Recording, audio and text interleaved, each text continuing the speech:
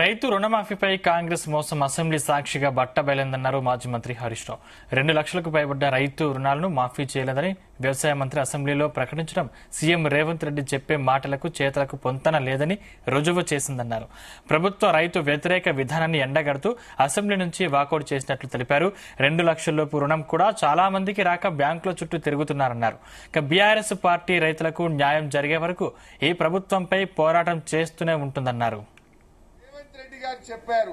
కానీ ఈరోజు దారుణంగా రాష్ట్ర శాసనసభలో రుణమాఫీ అయిపోయింది, 2 లక్షల పైన చేయము అని చెప్పి ఇవాళ వ్యవసాయ శాఖ మంత్రి చెప్తున్నారు. ఎట్టి పరిస్థితుల్లో ఈ ప్రభుత్వాన్ని వదిలిపెట్టము. 2 లక్షల పైన ఉన్న వాళ్లకు మీరు చెప్పిన మాట ప్రకారంగా ఈ రాష్ట్రంలో ప్రతి రైతుకు రుణమాఫీ అయ్యేదాకా బీఆర్ఎస్ పార్టీ ఈ కాంగ్రెస్ ప్రభుత్వాన్ని, రేవంత్ రెడ్డిని నిలదీస్తూనే ఉంటుంది, ప్రశ్నిస్తూనే ఉంటుంది. నేను రాష్ట్రంలో రైతాంగానికి కూడా మనవి చేస్తా ఉన్నా. రైతు సోదరులారా, ఎక్కడికక్కడ కాంగ్రెస్ పార్టీ నాయకులను, ఎమ్మెల్యేలను, మంత్రులను ఈ రేవంత్ రెడ్డి గారిని నిలదీస్తూనే ఉండండి, ప్రశ్నించండి.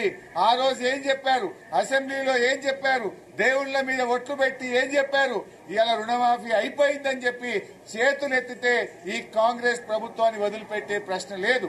రాష్ట్ర వ్యాప్తంగా బీఆర్ఎస్ కార్యకర్తలు, రైతు సోదరులు అందరూ కూడా ఎక్కడికక్కడ ఈ కాంగ్రెస్ పార్టీ ప్రభుత్వాన్ని నిలదీయాలని చెప్పి మేము కోరుతా ఉన్నాం. పబ్లిక్ మీటింగుల్లో దేవుళ్ల మీద ఒట్టు